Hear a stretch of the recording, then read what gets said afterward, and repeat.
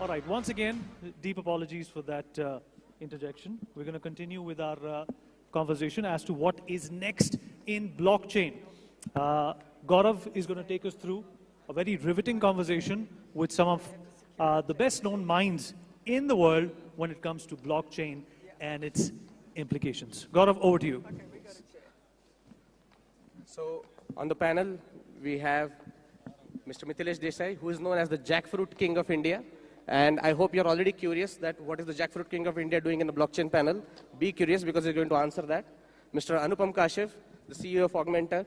Mr. Ravi Joshi, the Deputy CFO of BKT Tires. And Dr. Jane Thompson, the Chief Editor of Web3 and Metaverse. So yes, please.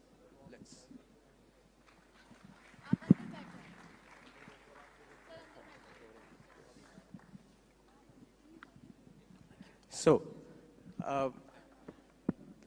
the beauty of, as I said, blockchain being a philosophy is that you get to see it live in action. It's not just theory now. It's not just white papers. It's not just investment pitches. You are going to hear something, a live story from Mithilesh Desai. Again, as I said, who's known as the Jackfruit King of India. The title itself, I think, is enough of an introduction. So, Mithilesh, can you please tell your story? Good morning, everyone. First of all, I am very thankful to make a farmer part of this NXT program. Thankful to the Kartikeya Sharma sir. Basically, I am from Lanja, Ratnagiri district of Maharashtra. We are well known as the Jackfruit King of India. We are basically farmers who are working in the rural places in a small village of Maharashtra. I'll tell a little bit about our story. That we are the first farmer who has collected, we work like a research station. There are about 128 varieties of jackfruit from all over the world. We have collected 86 from out of it. The jackfruit is the part of this panel. I'll tell you about it because jackfruit is the nutrition, jackfruit is the cattle feed, jackfruit is for the global hunger nets, jackfruit is for the carbon credits, and jackfruit is for the healthcare. As I told, I am basically a BTech agriculture engineer from Rahuri University. Today, for this panel, the blockchain is the main part, how it is helping to the farmers. So we have done, along with the Gaurav, only the Emertech innovations, we have done the first project of India of the carbon credits, that also on the jackfruit. Because jackfruit is such a crop, it is known as a zero maintenance tree. Its minimum life is about 80 years to maximum of 300 years. So this is such a fruit crop. It is well known as a superfood. It is well known as a global food. And it is a main prominently denoted crop in global food hunger index.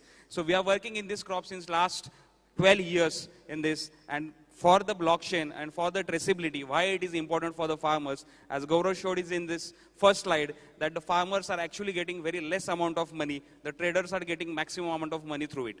So for this, as a jackfruit, what we are doing to is, suppose there is the norms for exporting the plants, exporting the food products, and exporting all the goods as a farmer, which we are exporting all over the world. There is a term FSMA, the Food Security Modernization Act. If you have to supply it to the US, we'll have to supply when we'll get the traceability throughout of it. When the product or when of the single thing which we have made, it has the traceability, we can export the plants, we can export the food products all over the world. That is the very importance of the blockchain in our supply chain. Also, what we are thinking that our dear Prime Minister has given us the note and told us that doubling the farmer's income. But what actually, how it will get double, that is the form for the farmers. If the traceability and blockchain comes along with it, then only the farmers' income will be doubled. And we are on the track. And through what is the next?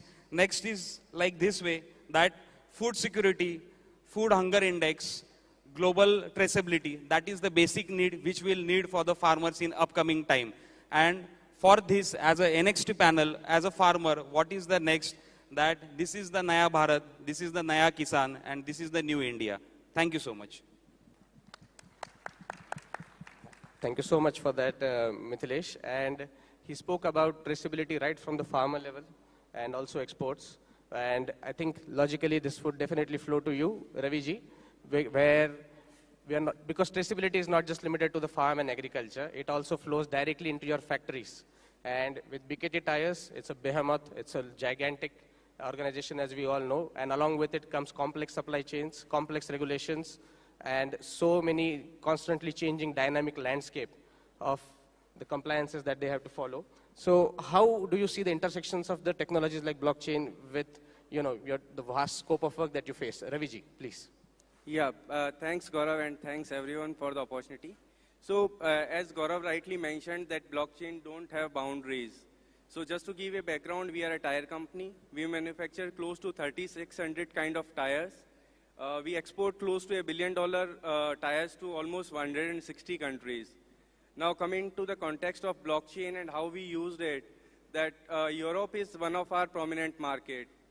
European Union came up with a regulation for deforestation, European Union Deforestation Regulation, commonly known as EUDR, wherein we were supposed to trace the rubber which is being used in our tires.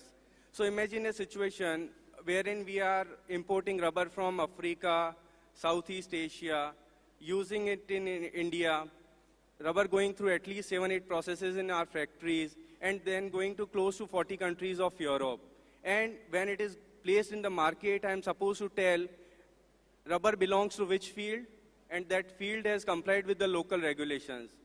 Blockchain handled it quite seamlessly. I also feel that blockchain is something sort of a hallmarking of data. When blockchain is there, there's no iota of doubt around the integrity of the data and how it is seamlessly integrated in the entire supply chain and the value chain.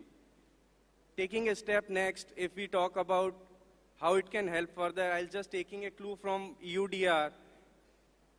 Every country is coming up with different regulation. If I talk about Chile, they have come up with a regulation wherein the mining tires which are being placed to the market, the end of life should be managed. End of life means when the tires is used for full of its life, it should be disposed of in a manner which is sustainable or not causing any harm to the environment. Now, sitting in India, 1,000 miles away from the market, if that kind of a compliance or governance we are supposed to make, blockchain can again come to a play, wherein the tire every tire has a unique number which can be fed into the blockchain. When the tire is being discarded, getting back to the dealer, dealer is handing over to the recycler, and the entire compliance can be just a click away. So that's the beauty of the blockchain. Without taking too much of time, I'll just hand over to Gaurav, because the capabilities and the beauty of the blockchain is unlimited, at least in our sector. Complexity can make very simply managed through blockchain. Over to you, Gaurav. Thank you, Raviji. So, Anupamji, you've been an industry veteran. Can you give us a bird's eye view? You've been on the board of Cadbury, Cipla, and director of Coca-Cola India in your previous stints. Can you give us a brief bird's eye view of the technology?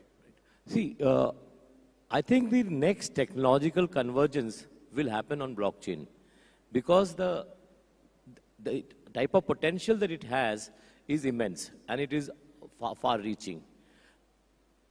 If you look at the industry, there's a heavy investment in technology and the technology transformation is taking place, be it pharma, be it manufacturing, be it logistics, be it space science, and we have been hearing all this yesterday and today on the NXT panel.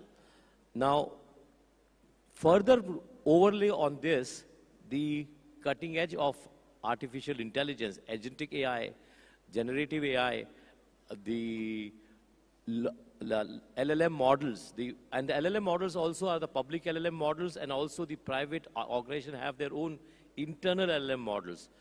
Now, all of this, when you overlay, what it is leading to is the situation where organizations want, the businesses want, the federations, the governments want to know about things yesterday, or if not right away, on the fingertips. Now, if that is happening, which means that all of these agencies, organizations, governments are going to be exposing their data. I'm sorry for the shortage of time, so I'll have to, if you please conclude. Sure. Yeah, thank you. So there will be a lot of convergence in data, which basically means that there will be a lot of exposure of data that will take place. Once that happens, it will make the businesses, everything more vulnerable. And that is where a very important role the blockchain can play. And that's where I think where we should be headed. Yes. And finally, Jane, So the reason that India's first blockchain hackathon sponsored by the government happened in 2017 in Chhattisgarh, the main catalyst was Dr. Jane Thompson, closely associated with the country, all the way from Australia. Jane, please cover everything that we have missed, and it's up to you to hit it out of the park. India's been a huge inspiration for me about blockchain, and one of the things was in 2017, a young man from Chhattisgarh, which honestly I didn't even know where that was, got in touch with me on LinkedIn and he said, can you help me with blockchain? We've bought these mobile phones and we want to give them to the tribal families so that we can get their government benefits to them, and I want to learn how to do it. And so we chatted over LinkedIn for a while, and I went, I have to go to Chhattisgarh. I have to see the people with this ambition to connect those tribal families to the modern economy. And that was where my journey with India started.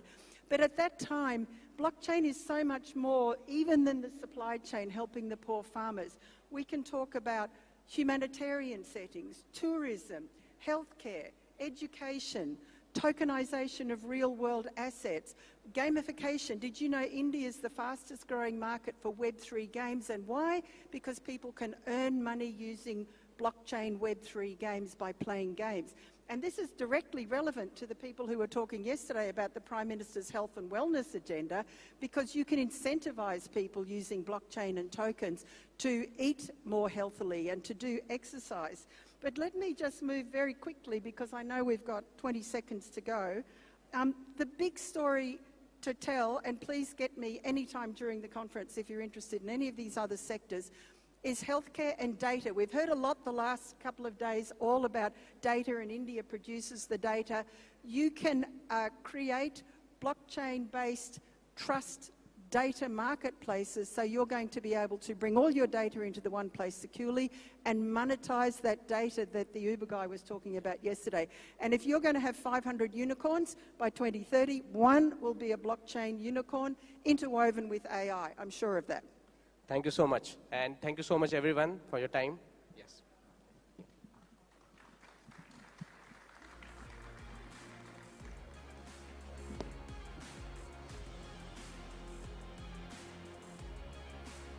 Thank you, Gaurav, once again for that wonderful session. All right, we are just a few moments away from that big appearance, and you know what that is.